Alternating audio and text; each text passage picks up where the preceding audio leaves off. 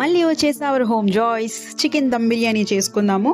Already అందరికీ తెలిసినవి అనుకుంటున్నాను మసాలాలు. అల్లం వెల్లుల్లి పేస్ట్, కొత్తిమీర, పచ్చిమిరపకాయలు, కారము, ధనియాల పౌడరు మొత్తం అన్నమాట, పుదీనా ఇవన్నీ వేసేసి మిక్స్ చేసి పెట్టేసామన్నమాట. కాసేపు ఏ మసాలాలు వేసినా కూడా ఇలా కొంచెంసేపు పక్కన పెట్టుకుందాం, రెస్ట్ ఇద్దామన్నమాట. వాటికి అలా చూపించినట్టు ముక్కలకి ప్రెషర్ ఇవ్వకుండా మీరు మొత్తము కలుపుకోండి.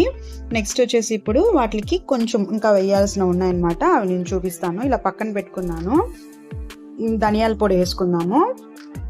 ఎక్కువ వేస్తే ధనియాల పొడి కూడా చేదు ఎక్కువైపోతుంది అనమాట. ఈవెన్ కారం కూడా మీరు రెడ్ చిల్లీ మాత్రమే వేసుకోండి, దాంట్లో అన్ని మిక్సింగ్ ఉంటాయి కదా కారంలో, అది వేసుకోవద్దు. నెక్స్ట్ వచ్చేసి బ్రౌన్ ఆనియన్స్, పచ్చిమిరపకాయలు పేస్ట్ అనమాట. ఇవంతా వేసేసుకొని బాగా మిక్స్ చేసేసుకొని మళ్ళీ ఒక 2 to 3 minutes వచ్చేసి రెస్ట్ ఇద్దాము. అవి బాగా ఉప్పు కారం అంతా దాంట్లో మసాలాలన్నీ ముక్కలకంతా బాగా పడతాయి, తినడానికి మనకు కూడా బాగా టేస్ట్గా ఉంటుంది. సో ఇలా అయిన తర్వాత నెక్స్ట్ వచ్చేసి నాకు ఇంకా కొంచెం గరం మసాలా తక్కువ అనిపించింది, ఒక 5 minutes పక్కన పెడదాము. కొంచెం తక్కువ అనిపిస్తే మళ్ళీ కొంచెం వేసాను. ఈవెన్ పెరుగు కూడా వేసేస్తున్నాను ఆల్రెడీ. ముక్కలు బాగా మెత్తగా ఉంటుంది, తినేదానికి బాగుంటుంది. అందుకని ఎక్కువ వేసారంటే మీరు కారం అంత తక్కువ అయిపోతుంది అనమాట.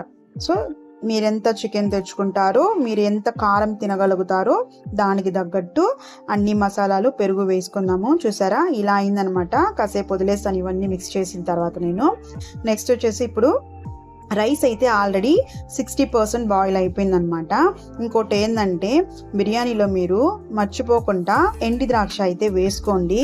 భలే అంటే భలే టేస్ట్గా ఉంటుంది, చాలా బాగుంటుంది.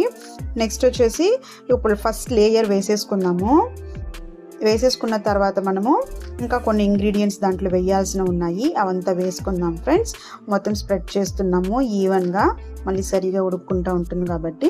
ఇప్పుడు కొంచెం కొత్తిమీర, బ్రౌన్ ఆనియన్స్, పుదీనా, ఈ 3 అయితే వేసేసుకున్నాం. చూసారా ఎంత కలర్ఫుల్గా ఉందో, తినేదానికి కూడా అంత టేస్టీగా వచ్చింది. ఇప్పుడు నెక్స్ట్ లేయర్ అయితే వేసేసుకుందాం ఫాస్ట్గా. ఆల్రెడీ టైం అవుతుంది మేము తినడానికి. బిర్యానీ అంటే అందరికీ తెలిసిందే కదా ఫ్రెండ్స్, లేట్ అవుతుంది. సో ఇప్పుడు సెకండ్ లేయర్ అంతా కూడా వేసేసి నెయ్యి అయితే పైన చల్లేస్తున్నాం అనమాట. చల్లేసిన తర్వాత మనం దమ్ పెడుతున్నాం కాబట్టి గోధుమ పిండిని రెడీగా మీకు కలిపి పెట్టుకుందాం పక్కన. నెయ్యి సరిపోలేదని వేస్తున్నారు. ఆ గోధుమ పిండిని మనం ఏదైతే బాండిల్ పెట్టామో బిర్యానీ ఆ పాత్ర మొత్తము ఎడ్జెస్లో మొత్తం ఇలా చేసేసుకొని ప్లేట్ పెట్టి కొంచెం గట్టిగా ప్రెస్ చేయండి. చూసారా ఇప్పుడు స్టవ్ మీద పెట్టేసి ఒక 20 minutes or 40 minutes అయిపోతుంది. బిర్యానీ ఎలా వచ్చిందో షార్ట్స్లో చూడండి. Bye friends.